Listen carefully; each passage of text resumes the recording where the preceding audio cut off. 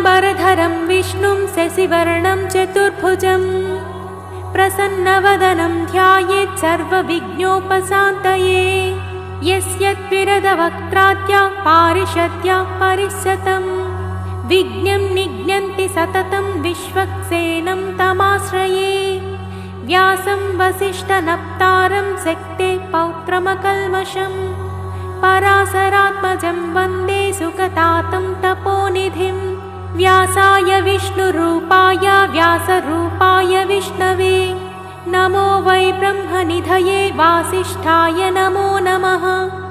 अविकाराय शुद्धाय नित्याय परमात्मने सदैकरूपरूपाय विष्णवे सर्वजिष्णवे। यस्य स्मरणमात्रेण जन्मसंसारबन्धनात् विमुच्यते नमस्तस्मै विष्णवे प्रभविष्णवे। ॐ नमो विष्णवे प्रभविष्णवे। श्रीवैशम्पायन उवाच श्रुत्वा धर्मानशेषेण पावनानि च सर्वशः युधिष्ठिरः शान्तनवं पुनरेवाभ्यभाषत। युधिष्ठिर उवाच किमेकं दैवतं लोके किं वाप्येकं परायणं स्तुवन्तः कं कमच्चन्तः प्राप्नुयुर्मानवाः शुभम्। को धर्मः सर्वधर्माणां भवतः परमो मतः किं जपन्मुच्यते जन्तुर्जन्म संसारबन्धनात्। श्रीभीष्म उवाच जगत्प्रभुं देवदेवमनन्तं पुरुषोत्तमं स्तुवन्नाम सहस्रेण पुरुषः सततोत्थितः। तमेव चार्चयन् नित्यं भक्त्या पुरुषमव्ययम् ध्यायन् स्तुवन् नमस्यंश्च याजमानस्तमेव च। अनादिनिधनं विष्णुं सर्वलोकमहेश्वरं लोकाध्यक्षं स्तुवन् नित्यं सर्वदुःखातिगो भवेत्। ब्रह्मण्यं सर्वधर्मज्ञं लोकानां कीर्तिवर्धनं लोकनाथं महद्भूतं सर्वभूतभवोद्भवम्। एष मे सर्वधर्माणां धर्मोऽधिकतमो मतः यद्भक्त्या पुण्डरीकाक्षं स्तवैरर्चेन्नरः सदा। परमं यो महत्तेजः परमं यो महत्तपः परमं यो महद्ब्रह्म परमं यः परायणं पवित्राणां पवित्रं यो मङ्गलानां च मङ्गलं दैवतं दैवतानां च भूतानां यो व्ययः पिता। यतः सर्वाणि भूतानि भवन्त्यादियुगागमे यस्मिंश्च प्रलयं यान्ति पुनरेव युगक्षये। तस्य लोकप्रधानस्य जगन्नाथस्य भूपते विष्णोर्नाम सहस्रं मे शृणु पापभयापहम्। यानि नामानि गौणानि विख्यातानि महात्मनः ऋषिभिः परिगीतानि तानि वक्ष्यामि भूतये। ऋषिर्नाम्नां सहस्रस्य वेदव्यासो महामुनिः छन्दोनुष्टुप् तथा देवो भगवान् देवकीसुतः। अमृतांशोद्भवो बीजं शक्तिर्देवकीनन्दनः त्रिसामाहृदयं तस्य शान्त्यर्थे विनियुज्यते। विष्णुं जिष्णुं महाविष्णुं प्रभविष्णुं महेश्वरम् अनेकरूपदैत्यान्तं नमामि पुरुषोत्तमम्। अस्य श्रीविष्णोर्दिव्यसहस्रनामस्तोत्रमहामन्त्रस्य श्रीवेदव्यासो भगवान् ऋषिः अनुष्ठुप् श्रीमहाविष्णु परमात्मा श्रीमन्नारायणो देवता। अमृतांशोद्भवो भानुरिति बीजं देवकीनन्दन स्रष्टेति शक्तिः उद्भवः शोभनो देव इति परमो मन्त्रः। शङ्खभ्रुन्नन्दके चक्रेति कीलकं साङ्खधन्वा गदाधर इत्यस्त्रं रताङ्गपाणिरक्षोभ्य इति नेत्रं त्रिसामासामगः सामेति कवचम् आनन्दं परब्रह्मेति योनिः ऋतुः सुदर्शनः काल इति दिग्बन्धः श्रीविश्वरूप इति ध्यानं श्रीमहाविष्णुप्रीत्यर्थे सहस्रनाम जपे विनियोगः। ध्यानम् क्षीरोदन्मत्प्रदेशे शुचिमणिविलसत्सैकते मौक्तिकानां मालाक्लुप्तासनस्थः स्फटिकमणिनिभैर्मौक्तिकैर्मण्डिताङ्गः शुभ्रैरभ्रैरदभ्रैरुपरि विरचितैर्मुक्तपीयूषवशैः आनन्देन पुनीयादरिनलिनगदां शङ्खपाणिर्मुकुन्दः भूपादौ यस्य नाभिर्वियदसुरनिलश्चन्दसूर्यौ च नेत्रे कर्णावासः शिरोध्वैर्मुखमपि दहनो यस्य वास्तेयमब्धिः अन्तस्थं यस्य विश्वं सुरनरखगगो भोगि गन्धर्वदैत्यैः चित्रं रम्यते तं त्रिभुवनवपुषं विष्णुमीशं नमामि। ॐ श्रीभगवते वासुदेवाय।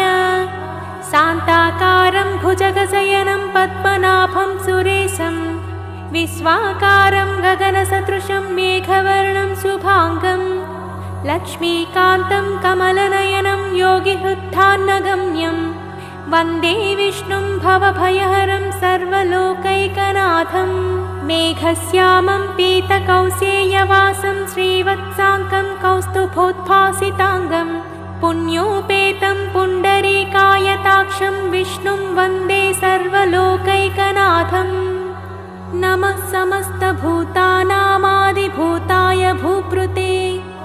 अनेकरूपरूपाय विष्णवे प्रभविष्णवे सशङ्खचक्रं सकिरीटकुण्डलं सपीतवस्त्रं सरसीरुहेक्षणं सहारवक्षस्थलशोभिकौस्तुभं नमामि विष्णुं शिरसा चतुर्भुजम्। छायायां पारिजातस्य हेमसिंहासनोपरि आसीनमम्बुदश्याममायताक्षमलङ्कृतं चन्द्राननं चतुर्बाहुं श्रीवत्साङ्कितवक्षसं रुक्मिणी सत्यभामाभ्यां सहितं कृष्णमाश्रये। ॐ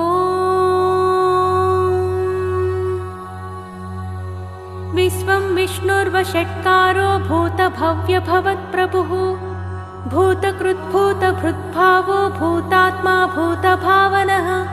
भूतात्मा परमात्मा च मुक्तानां परमागतिः अव्ययः पुरुषः साक्षी क्षेत्रज्ञोऽक्षर एव च योगो योगविदां नेता प्रधानपुरुषेश्वरः नारसिंहवपुः श्रीमान् केशवः पुरुषोत्तमः सर्वशिवस्थाणुर्भूतादिर्निधिरव्ययः सम्भवो भावनो भत्ता प्रभवः प्रभुरीश्वरः स्वयंभू शम्भुरादित्यः पुष्कराक्षो महास्वनः अनादिनिधनो धाता विधाता धातुरुत्तमः अप्रमेयो हृषीकेशः पद्मनाभो मरप्रभुः विश्वकर्मा मनुस्त्वष्टा स्थविष्ठस्थविरो ध्रुवः अग्राह्य शाश्वतः कृष्णो लोहिताक्षः प्रतर्दनः प्रभूतस्त्रिककुब्धामा पवित्रं मङ्गलं परम् ईशानः प्राणदः प्राणो ज्येष्ठः श्रेष्ठः प्रजापतिः हिरण्यगर्भो भूगर्भो माधवो मधुसूदनः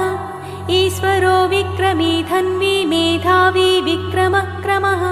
अनुत्तमो दुराधश्च कृतज्ञः कृतिरात्मवान् सुरेशः शरणं शर्मा विश्वरेता प्रजाभवः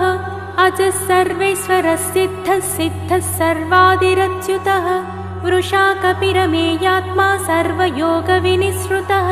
वसुर्वसुमनः सत्यः समात्मा संमितः समः अमोघः पुण्डरीकाक्षो वृषकर्मा वृषाकृतिः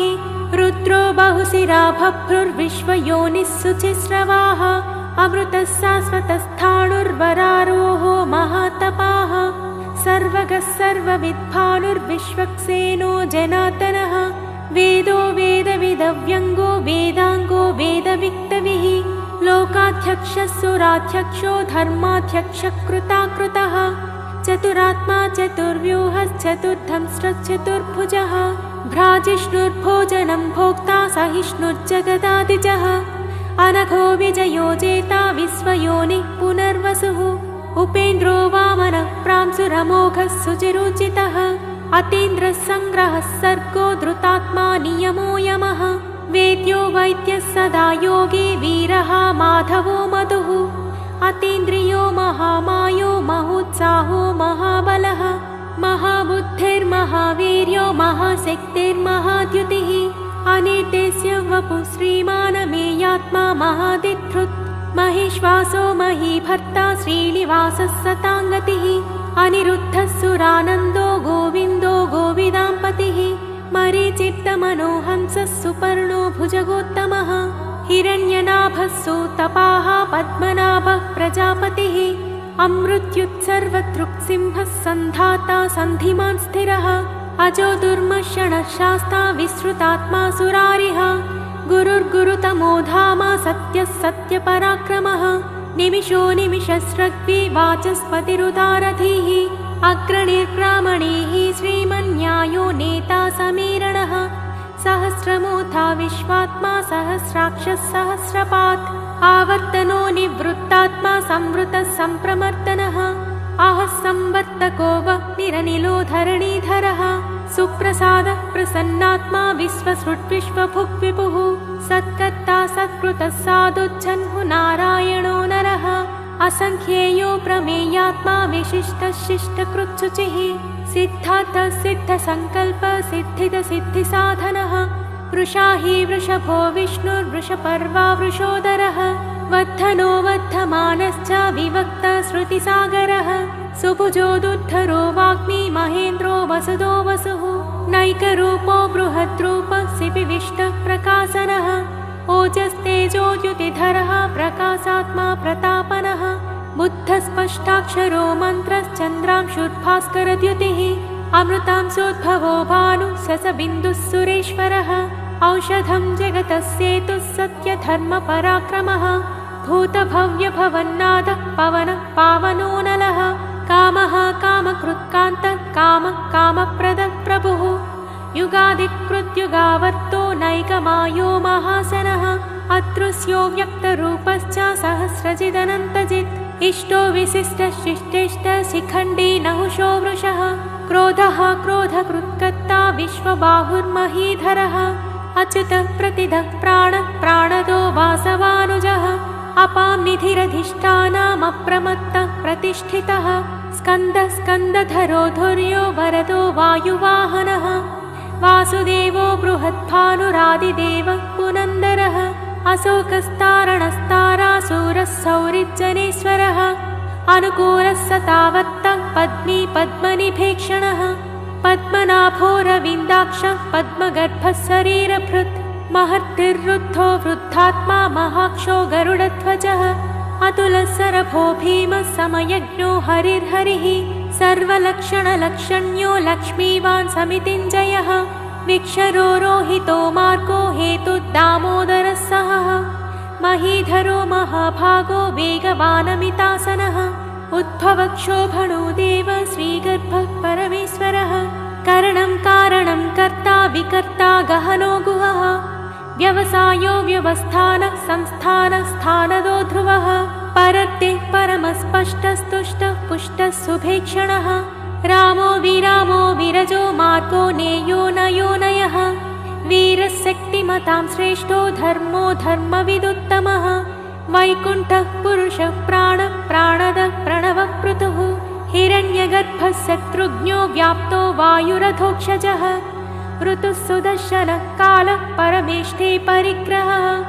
उग्रः संवत्सरो दक्षो विश्रामो विश्वदक्षिणः विस्तारस्थावरस्थाणुः प्रमाणं बीजमव्ययम् अर्थोऽनर्थो महाकोशो महाभोगो महाधनः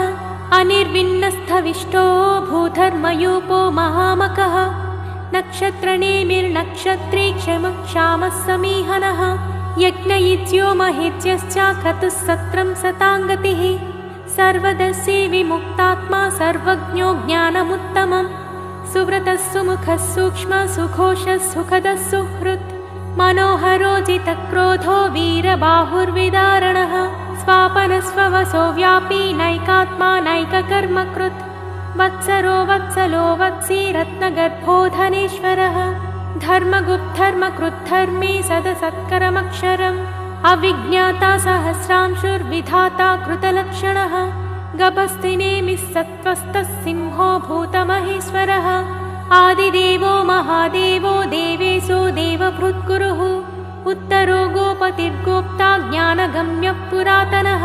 शरीरभूतभृद्भोक्ता कपीन्द्रो भूरि दक्षिणः सोमपोमृतपः सोमः पूरिजिप्तुरुसत्तमः विनयोजयः सत्यसन्धो दासार्हः सात्वतां पतिः जीवो विनयिता साक्षी मुकुन्दो मितविक्रमः अम्भोनिधिरनन्तात्मा महोदधिसयोऽन्तकः अजो माहाश स्वाभाव्योदिता मित्रप्रमोदनः आनन्दो नन्दनो नन्दः सत्यधर्मा त्रिविक्रमः महर्षि कपिलाचार्य कृतज्ञो मेदिनीपतिः त्रिपदस्त्रिदशाध्यक्षो महाशृङ्गः कृतान्तकृत् महावराहो गोविन्दः सुषेणः कनकाङ्गदी गुह्यो गभीरो गहनो गुप्तश्चक्रगदाधरः मेधास्वाङ्गोजितः कृष्णो दृढः सङ्कर्षणोच्युतः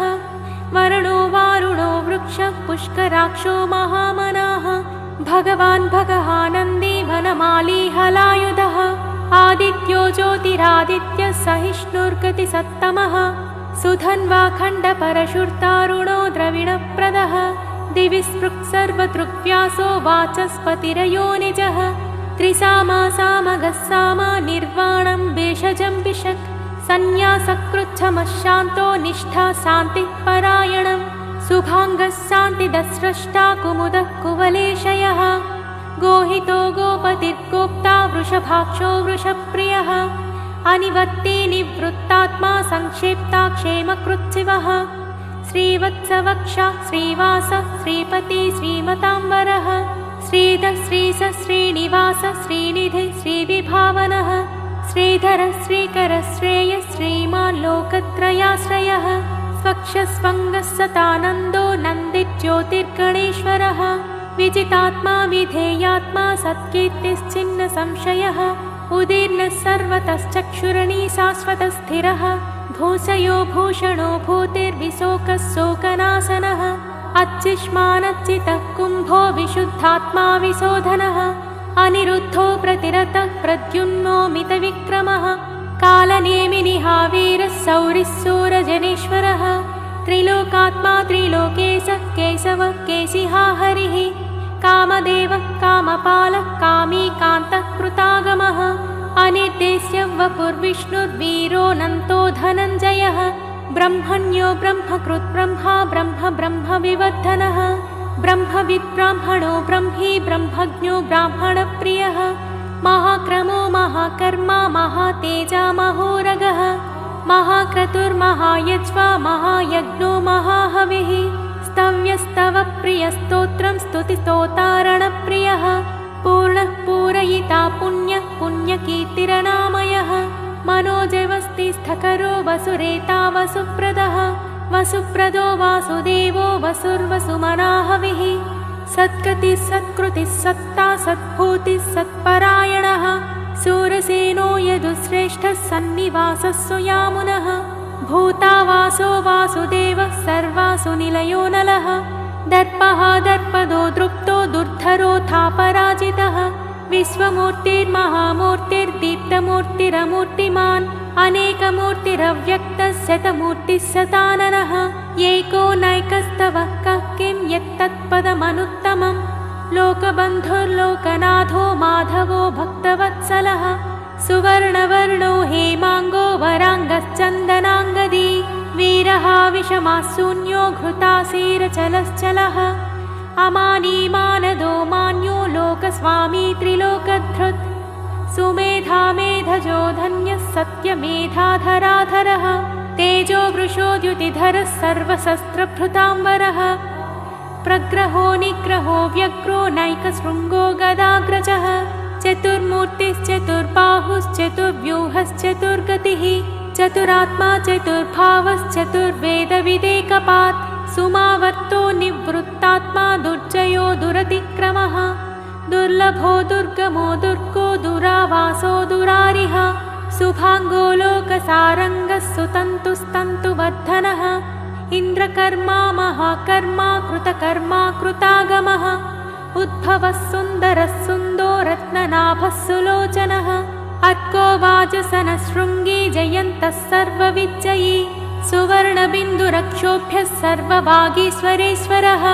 महाह्रदो महागर्तो महाभूतो महानिधिः कुमुदः कुन्दरः कुन्दपज्जन्यः पावनोऽनिलः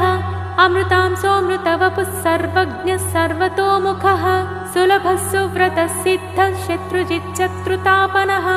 न्यग्रोधोदुम्बरो स्वत्तश्चाणूरान्ध्रनिषूदनः सहस्राच्चिः सप्तजिह्वः सप्तैधा सप्तवाहनः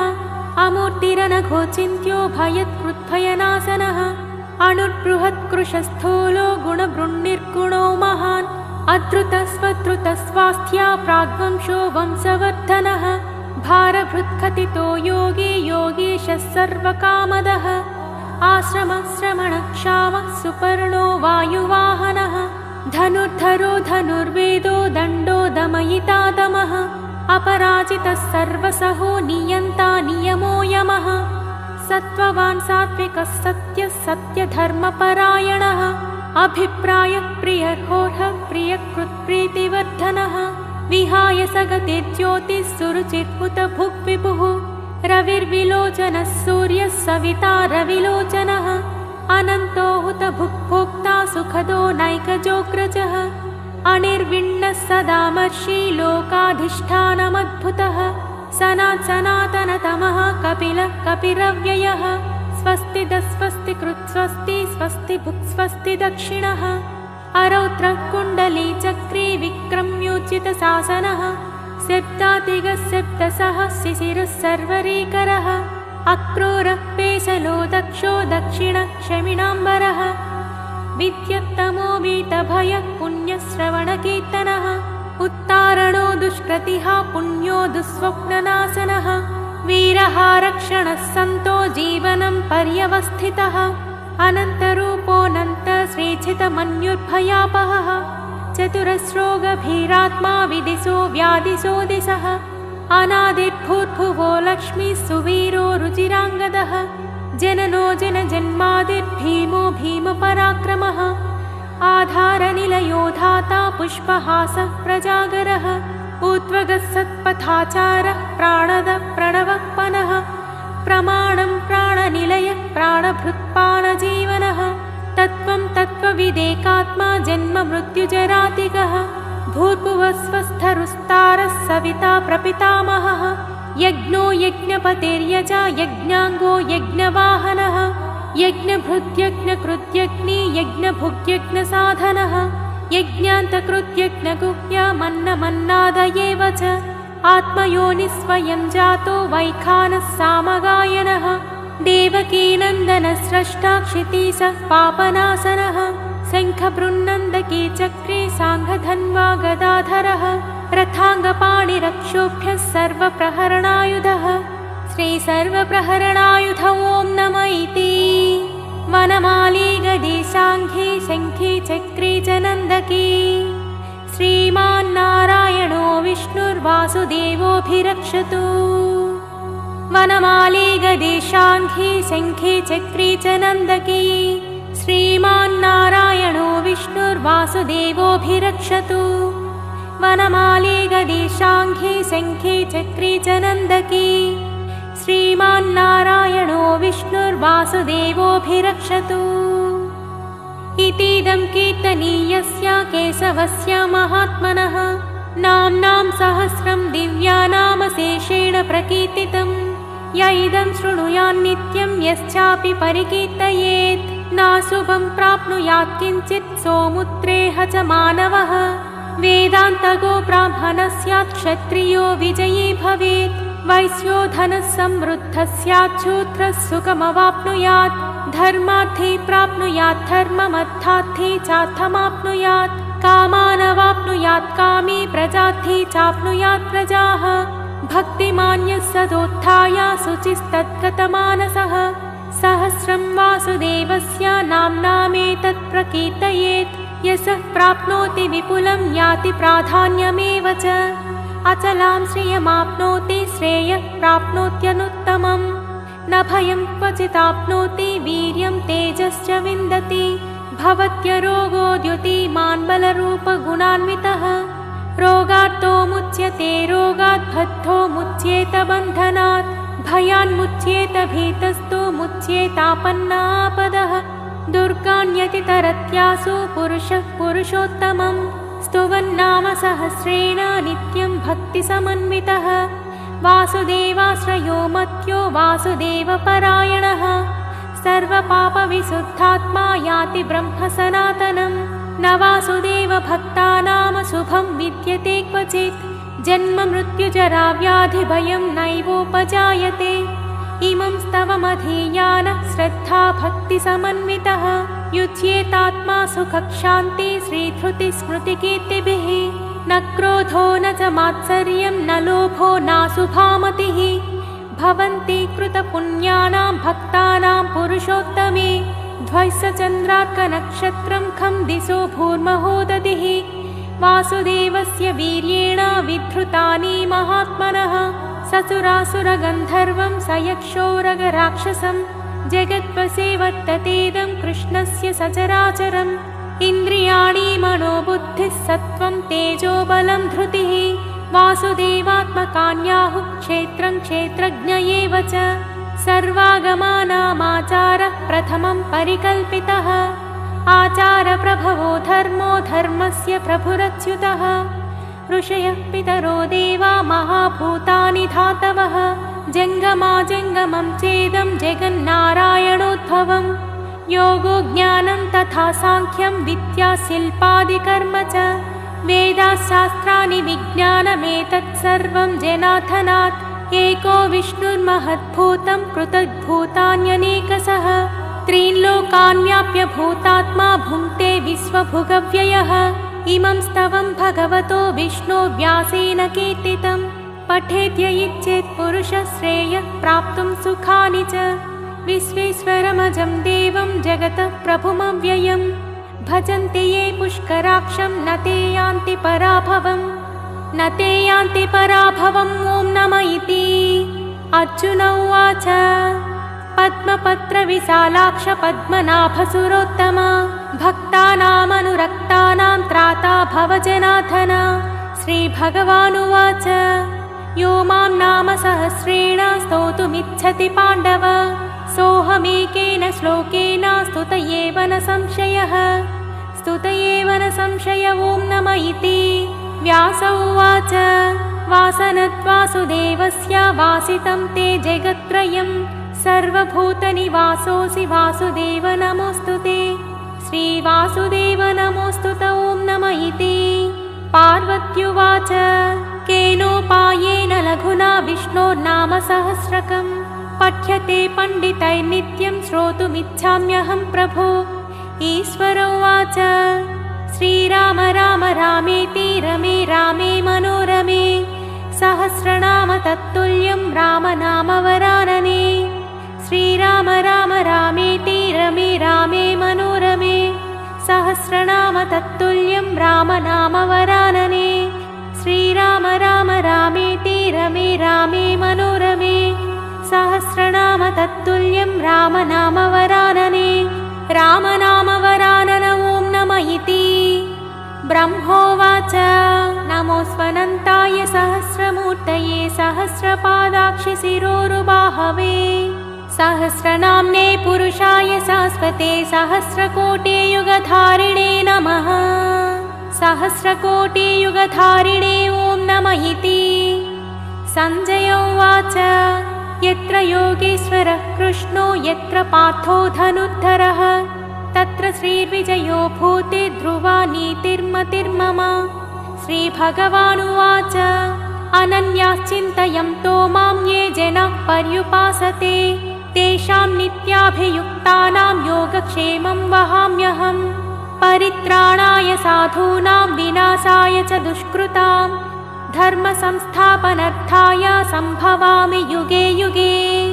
आर्ता विषण्णा शिथिलाश्च भीताः घोरेषु च व्याधिषु वर्तमानाः संकीर्त्य नारायणशब्दमात्रं विमुक्तदुःखा सुखिनो भवन्ति कायेन वाचा मनसेन्द्रियैर्व्याबुद्ध्यात्मना वा प्रकृते स्वभावात् करोमि यद्यत् सकलं परस्मै नारायणायेति समर्पयामि।